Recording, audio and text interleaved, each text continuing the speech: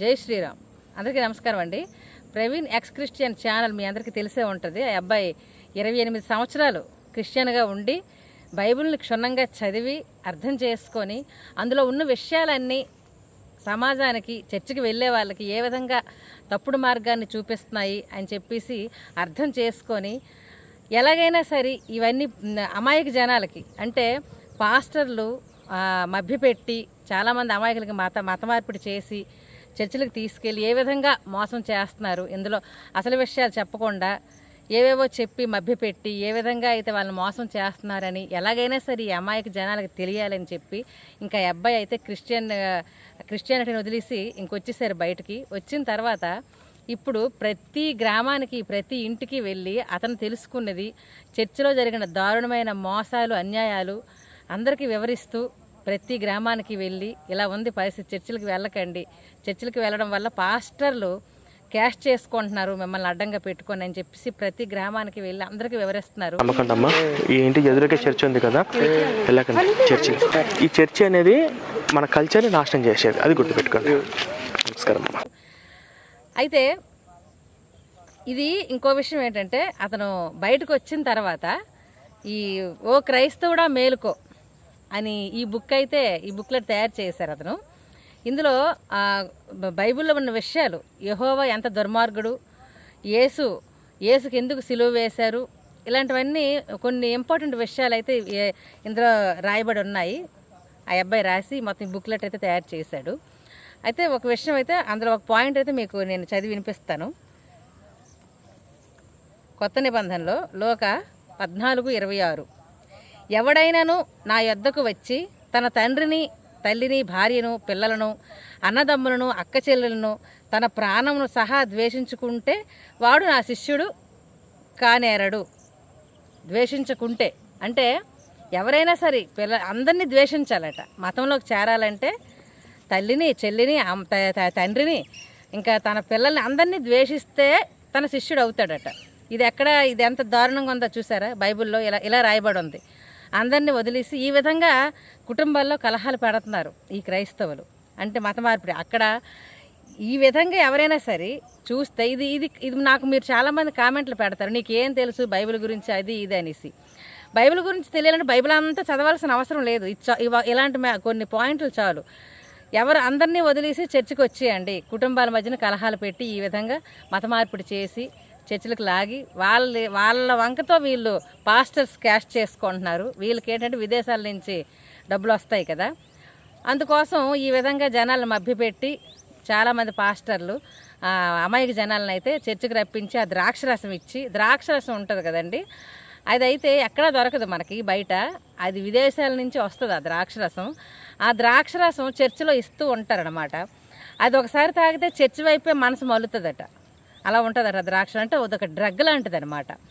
అయితే మనం ఏదైనా అంటే ఈ క్రైస్తవులకి చాలా కోపం వస్తుంది, చాలా కామెంట్స్ పెడతారు కింద. ఉన్న నిజాలే కదా మేము చెప్తున్నాం, ఇప్పుడు మీ గురించే కదా చెప్తున్నాం మేమంతా. చర్చికి వెళ్తే ఏ విధంగా పాడైపోతారు. ఇప్పుడు మళ్ళీ ఏదైనా అంటే హిందువుల దేవుళ్ళ మీద పడతారు వచ్చి వాళ్ళని కామెంట్ చేస్తూ. ఇప్పుడు మాకు ఆధారాలు ఉన్నాయి చూపించడానికి. మీరు హిందువులే, మీ పేర్లు కూడా హిందూ పేర్లే, కామెంట్లు పెడతారు ఆ పేర్లు వేసుకొని వచ్చి. పోనీ పేర్లు మార్చుతారా? పేర్లు మార్చుకోరు. రామ కృష్ణ ఏవో ఉంటాయి, భాస్కర్ అని, ఇవన్నీ హిందూ పేర్లే. బ్రతకడానికి ఒక పేరు పెట్టుకుంటారు, క్రిస్టియన్గా వెళ్ళినప్పుడు ఇంకో పేరు. మరి ఆ పేరు ఎందుకు మీకు? హిందువుగా వస్తారు, కామెంట్ పెడతారు. ఒక హిందువు అయ్యి ఉండి మీరు భారతదేశంలో పుట్టి మీరు ఎక్కడో పుట్టిన ఇజ్రాయిల్లో పుట్టిన యేసు కోసం మీరు ఎందుకు ఎంత పరితపించిపోతున్నారు? మీకు పాస్టర్స్ మీకు అలా మభ్య పెడుతున్నారు. అందులో బైబిల్లో ఏమీ లేదు. అంతా తల్లికి పిల్ల భార్యాభర్తల మధ్యన అందరూ దూరం అయిపోవడమే తప్ప అందులో ఇంకేమీ లేదు అసలు.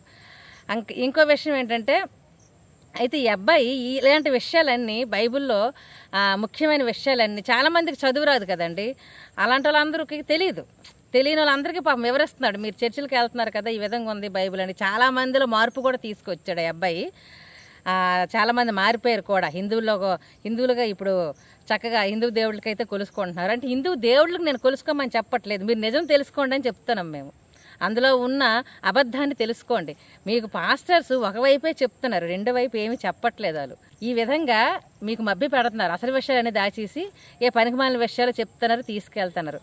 మేమంతా మీ గురించే ఆలోచిస్తున్నాం, మీ గురించే చెప్తాను. మా దేవుళ్ళ కొలమని మీరు హిందువులే కదా. ఒక పవిత్రమైన భారతదేశంలో పుట్టి ఇజ్రాయిల్లో పుట్టిన ఒక మనిషిని మీరు, ఎవడో బ్రిటిష్ వాడు మొక్కిన ఒక మనిషిని మీరు నమ్ముతున్నారు మన హిందూ దేశంలో పుట్టి.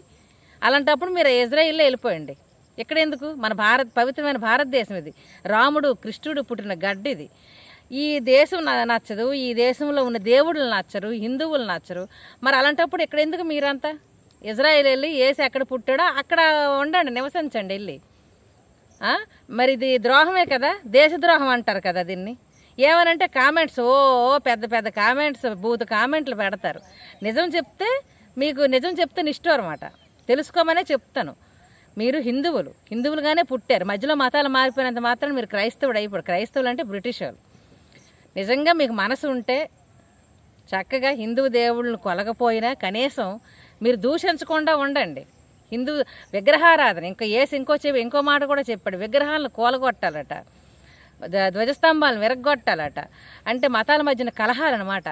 ఏ దేవుడని ఇలా చెప్తాడా? ఎక్కడైనా ఇంత దారుణంగా ఉంటుందా? ఏ దేవుడని ఇలాంటి విషయాలు ఎక్కడ చెప్పడు. అందరూ కలిసిమెలిసి ఉండండి అంటాడు. కృష్ణుడు నువ్వు మొక్కినా మొక్కకపోయినా సరే నేను నిన్ను చూసుకుంటాను, నువ్వు నా బిడ్డవే అన్నట్టుగా కృష్ణుడు చెప్పాడు. వీళ్ళు ఏంటంటే మీరు మతం మారకపోతే, నన్ను మొక్కకపోతే మిమ్మల్ని నరకంలోకి వేసేస్తాను, ఈ విధమైనటువంటి మాటలు వేసి చెప్తాడు. ఎంత తేడా ఉందో చూసారా? తల్లికి మనం చూసినా చూడకపోయినా తల్లికి మనం బిడ్డలమే. మనం చూడకపోయినా మనకు చూడాలి, తల్లి చూస్తుంది కూడా. ఆ ప్రేమ తల్లికి ఉంటుంది. అంతేగాని నిన్ను కన్నాను కాబట్టి నువ్వు నాకే చూడాలి, నువ్వు చూడకపోతే నేను చంపేస్తానంటే అక్కడ తల్లి ప్రేమ ఎక్కడ కనిపిస్తుంది? ఇక్కడ యేసు కూడా అదే చెప్తున్నాడు. మీరు నన్ను నమ్మకపోతే మిమ్మల్ని నరకంలోకి పడేస్తాను. బ్లాక్మెయిల్, అంతా బ్లాక్మెయిలే. బైబిల్ అంతా బ్లాక్మెయిల్. పాస్టర్స్ మొత్తం మోసాలు.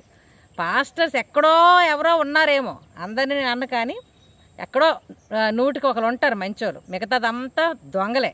ఏ విధంగా జనాలను అమాయకులను చేసి, ఏ విధంగా ఇవన్నీ ప్రవీణ్ చూసి అర్థం చేసుకొని ఆ క్రిస్టియానిటీని వదిలేసి ఇంత దారుణమైన మోసాలు జరుగుతున్నాయి మనసు చంపుకొని అక్కడ ఉండలేక బయటకు వచ్చాడు ఆ అబ్బాయి. వచ్చి ఇప్పుడు హిందువుగా హిందువుగా మారి అందరికీ అందులో ఉన్న నిజాలన్నీ తెలియజేస్తున్నాడు ఆ అబ్బాయి. చాలా కష్టపడుతున్నాడు మన హిందూ ధర్మం కోసం.